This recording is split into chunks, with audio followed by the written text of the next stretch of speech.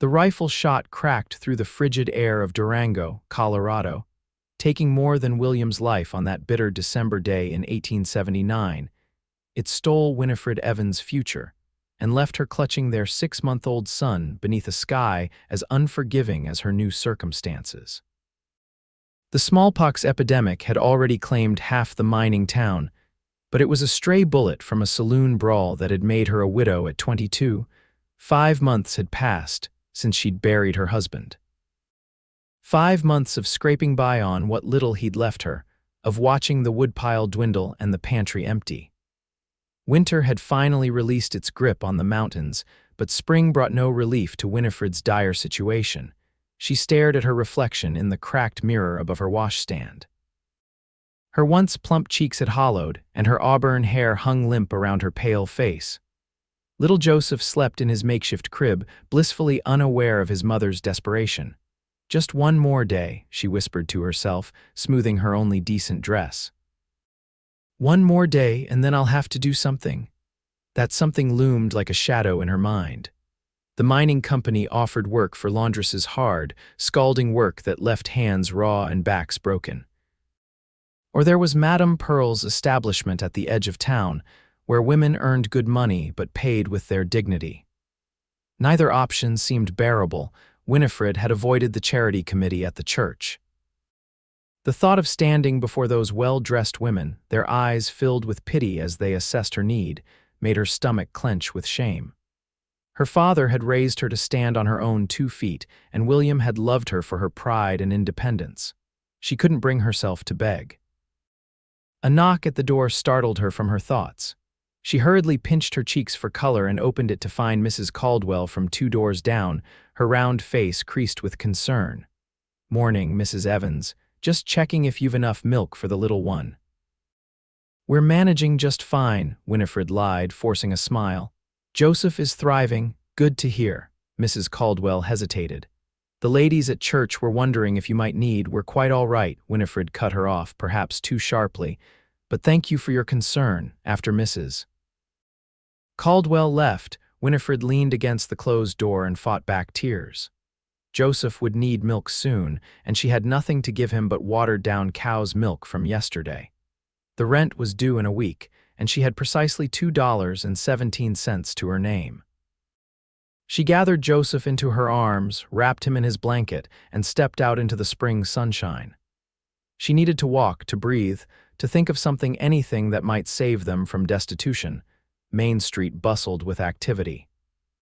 The winter's isolation had broken, and supply wagons rolled in from the east. Winifred kept her eyes down, avoiding the sympathetic glances of townsfolk who knew her situation. She'd been Mrs. William Evans, wife of a promising young mine engineer. Now she was just the widow Evans, an object of pity. As she passed the mercantile, the owner's wife called out to her, "Mrs. Evans, I've some day-old bread if you'd like." "No, thank you," Winifred said, her cheeks burning. "We've plenty." She quickened her pace, heading toward the edge of town where fewer people might see her distress. Joseph stirred against her chest, his little face scrunching as he prepared to cry for his midday feeding. "Hush now," she murmured, bouncing him gently. "Just a little longer, my love." The dirt road gave way to a path that led to the creek. It was here that Winifred finally allowed her tears to fall, sitting on a sun-warmed rock with Joseph in her lap. "What am I going to do?" she whispered to her son, who stared up at her with William's gray eyes. "Madam, are you all right?" Winifred startled, hastily wiping her cheeks as she turned to find a tall figure silhouetted against the sun. Embarrassment flooded through her as the man stepped closer, revealing a weathered face beneath a wide-brimmed hat. He was a stranger, which was somehow both a relief and a new concern. "I'm perfectly fine," she said, straightening her back. "Just enjoying the sunshine with my son." The man's gaze was steady, assessing. He was perhaps 30, with the lean, hard look of someone who lived by his wits and his strength. His clothes were dusty from the trail, but of good quality. "A cowboy, but not a common ranch hand. Name's Henry Erikson," he said, tipping his hat. "Just rode in from Texas with a herd bound for the railhead. Mrs. Winifred Evans," she replied with as much dignity as she could muster. "My husband," she faltered. My late husband was an engineer at the Silver Creek mine. Something flickered in Henry's eyes, not pity, but understanding, which somehow hurt worse. I heard about the trouble here this winter, he said. Sorry for your loss, madam. Joseph chose that moment to let out a hungry wail. Winifred rocked him automatically, her mind racing with calculations of how much milk was left at home, how long it would last. Seems the little fella's hungry, Henry observed. Yes, it's well past his feeding time. Winifred stood, brushing off her skirt. If you'll excuse us, Mr. Erikson. Henry stepped aside to let her pass, but then called after her. Mrs. Evans, I don't mean to pry, but I'm in need of someone local to help me with some business while I'm in town. Winifred paused, suspicion warring with desperate hope. What sort of business? I've got correspondence that needs organizing, accounts to be settled with the local merchants, that sort of thing. I'm not much for paperwork, and I heard you might be. That is, someone mentioned you were good with figures. It was a transparent excuse, clearly fabricated on the spot.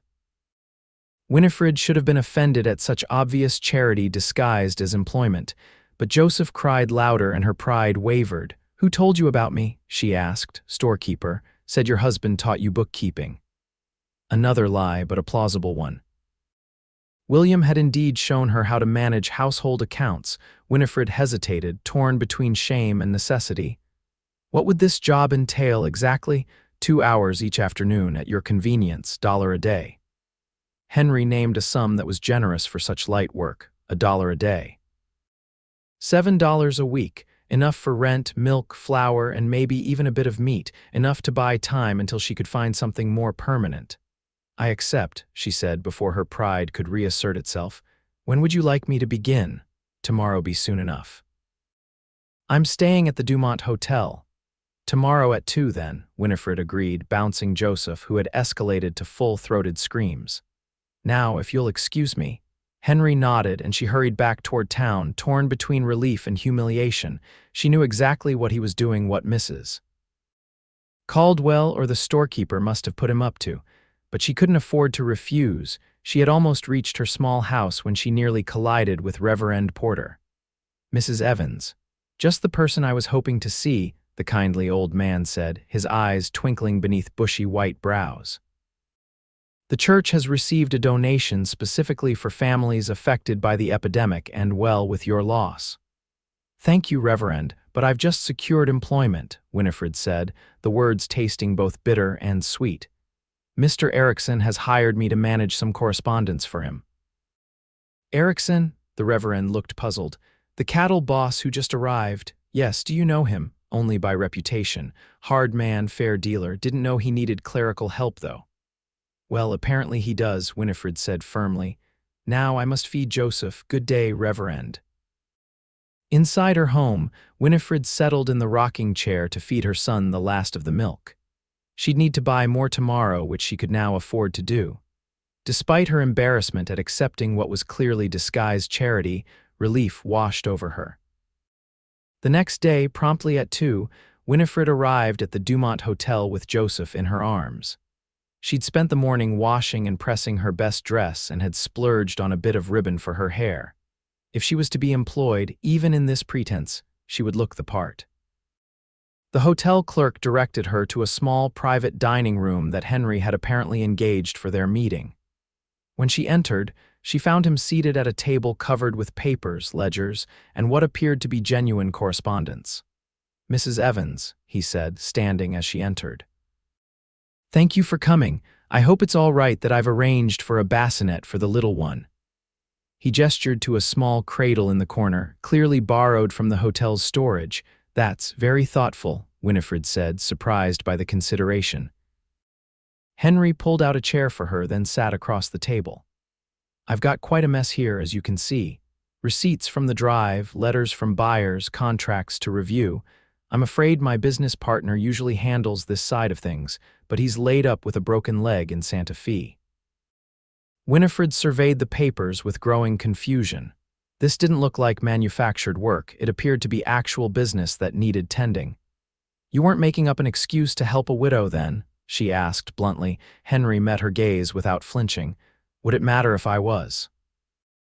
Yes, she said firmly. I don't accept charity. Fair enough. No, Mrs. Evans, I genuinely need help sorting through this.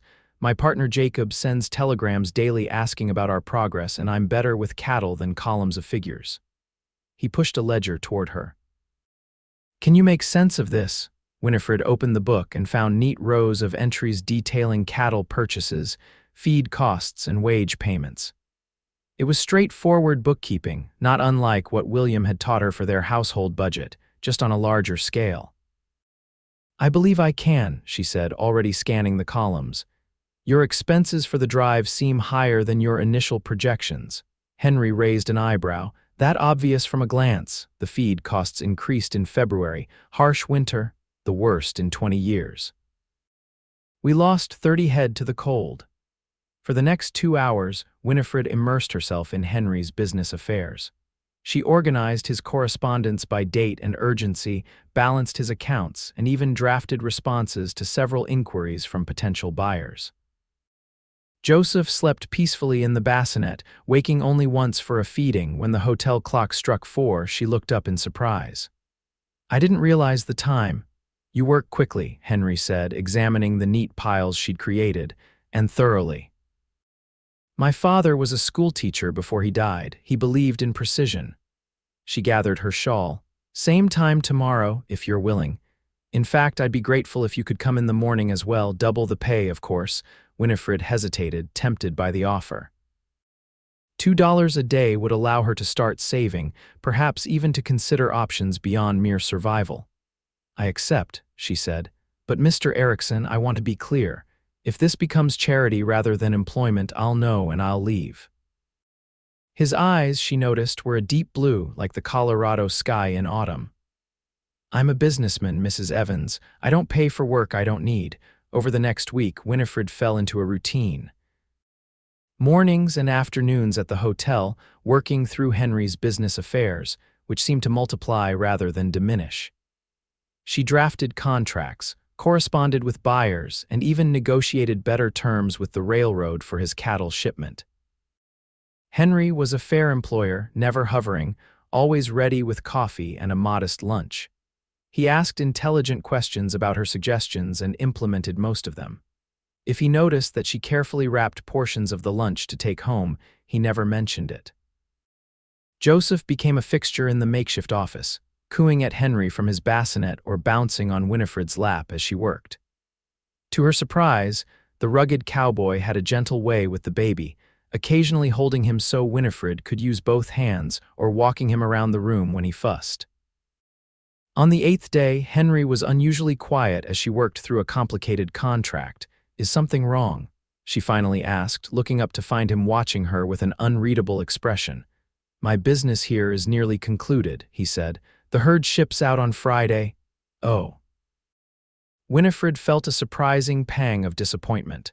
The work had been more than just income. It had been a reprieve from loneliness, a chance to use her mind again. Well, I'm grateful for the opportunity you've provided. I've been thinking, Henry said slowly.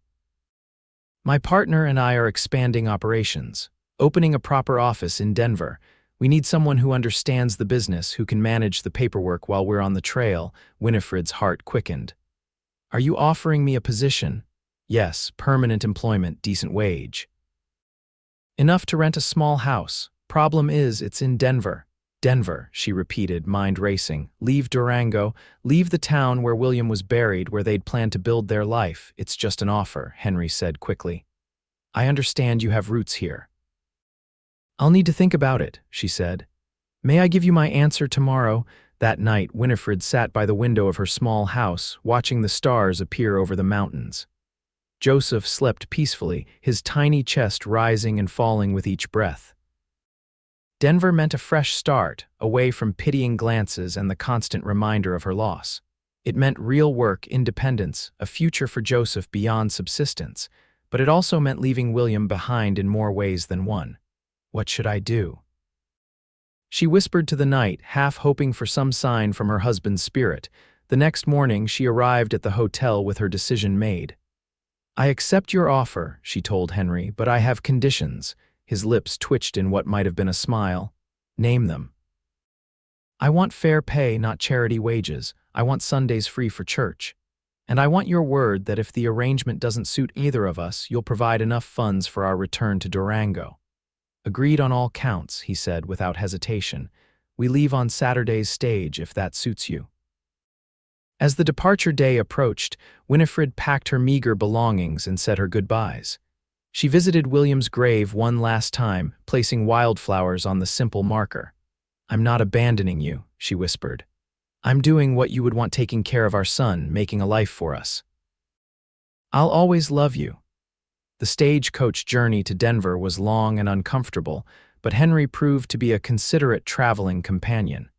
He held Joseph when Winifred needed rest, secured the best accommodations at each stop, and never once made her feel like a burden.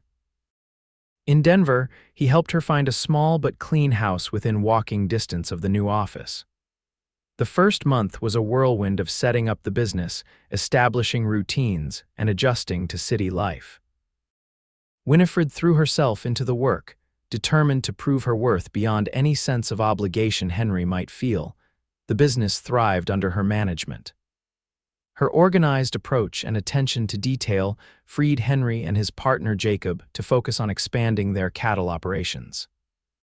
By the third month, they doubled their contracts. One evening in August, Henry invited Winifred to dinner to discuss the business. She left Joseph with the neighbor's daughter and met him at a respectable restaurant near the office. "You've transformed our operation," Henry said after they'd ordered. "Jacob says our profits are up 30% since you came on board." "I'm glad to hear it," Winifred said, pleased by the recognition. "I've been thinking we might expand into supplying military outposts." "The contracts are stable and the price is fair." "Always thinking ahead," Henry said with a smile that reached his eyes. "That's what I admire about you, Winifred, your resilience, your determination." It was the first time he'd used her given name, and the intimacy of it caught her off guard. "Thank you," she said, suddenly aware of him not as an employer but as a man, one whose presence had become an increasingly important part of her days. "I've been meaning to ask," he said, his tone careful. "Are you happy here in Denver?" Winifred considered the question honestly. "I am. More than I expected to be. Joseph is thriving, the work challenges me, and she hesitated. "I feel useful again, needed." "You are needed," Henry said, his voice low, "not just for the business." The implication hung between them. Winifred felt heat rise to her cheeks, along with a flutter of something she hadn't felt since William's courtship possibility. "Henry, you don't need to say anything," he interrupted. "I know it's too soon. I know your heart still belongs to your husband. I just wanted you to know that if you're ever ready to consider a future that includes more than employment, I would be honored." Winifred looked down at her hands, at the wedding ring she still wore. "I don't know if I'll ever be ready." "Then we continue as we are," Henry said simply. "Your friendship and your work are enough." The autumn months brought a rhythm to their lives. Days at the office, occasional dinners to discuss business, Sunday afternoons when Henry would visit with small gifts for Joseph, a wooden horse, a picture book, a tiny hat for the approaching winter. Winifred found herself watching the clock on the days Henry was due back from his trips to the ranches. She caught herself taking extra care with her appearance before meetings with clients. And most tellingly, she noticed the way her heart quickened when Henry held Joseph, the boy now crawling and babbling, clearly adoring the tall man who brought him treats and tossed him gently in the air. One snowy December evening, Henry escorted her home after a late meeting. Joseph had already been put to bed by the neighbor's girl, and the house was warm and quiet. "Would you like some coffee?" Winifred offered, unwilling to see him go just yet. "I'd like that," Henry said, removing his hat but keeping a respectful distance as she moved about the kitchen. As she handed him the cup, their fingers brushed, and Winifred felt that same flutter, stronger now. "Henry," she said softly, "I think I'm ready to consider that, more than employment." His eyes, so steady and blue, searched her face. "Are you certain?" "I don't want gratitude or obligation, Winifred. It's neither," she assured him. "It's admiration, respect, and yes, affection. I've come to care for you, Henry, more than I thought possible." He set down his coffee and took her hands in his. "I've loved you since that day by the creek in Durango." Your pride, your strength, the way you protected your son, I knew then you were a woman unlike any I'd met before. You didn't even know me, she said, smiling. I knew enough, and everything I've learned since has only confirmed it. He raised her hand to his lips. I'm not asking to replace what you lost, Winifred. I'm asking for the chance to build something new with you and Joseph. I'd like that, she whispered, and when he leaned down to kiss her, she felt not betrayal of William's memory, but the warm certainty that he would have approved of this good man who had saved them with dignity instead of charity. They were married in the spring of 1881, a simple ceremony with Joseph todding down the aisle ahead of his mother, clutching the hand of Jacob's wife, Mary. The business continued to flourish, expanding into multiple territories as the railroads pushed westward. In the fall of 1882, Winifred gave birth to a son they named William Henry, honoring both the man she had loved first and the man who had helped her find her strength again. 2 years later, twins Elizabeth and Eleanor joined their growing family. On the 5th anniversary of their first meeting, Henry took Winifred back to Durango. They stood together at William's grave, Joseph now a sturdy 7-year-old holding his younger brother's hand. Thank you, Winifred said softly, laying flowers on the stone. For what? Henry asked, his arm around her waist, for seeing my pride and respecting it, for offering me work I didn't need to do but making sure I earned my way, for giving me back my dignity when I thought I'd lost everything. Henry kissed her temple. You never needed me to give you anything, Winifred. Your strength was always there, I just provided the opportunity for you to remember it. And now, she asked, turning in his arms to face him. Now we're partners in everything, he said. The business, our family, our life. No charity, no debt, just love freely given and received. As they walked back to town, Joseph racing ahead with his brother while Henry carried one twin and Winifred the other, she reflected on the journey that had brought her here. From desperate widow, too ashamed to ask for help, to confident businesswoman and beloved wife, mother of 4. The path had been neither straight nor easy, but standing in the golden Colorado sunset with her family around her, Winifred knew it had led exactly where she was meant to be. That night, as they prepared for the journey back to Denver, Henry presented her with a small velvet box. Inside was a gold locket containing miniature portraits of all 4 children. For remembering where we've been, he said, and celebrating where we're going. Winifred clasped it around her neck, knowing it would rest beside her heart just as Henry had first offering what she needed most. Not charity but dignity, not pity but partnership, and finally not replacement for what she'd lost, but renewal in what they'd found together.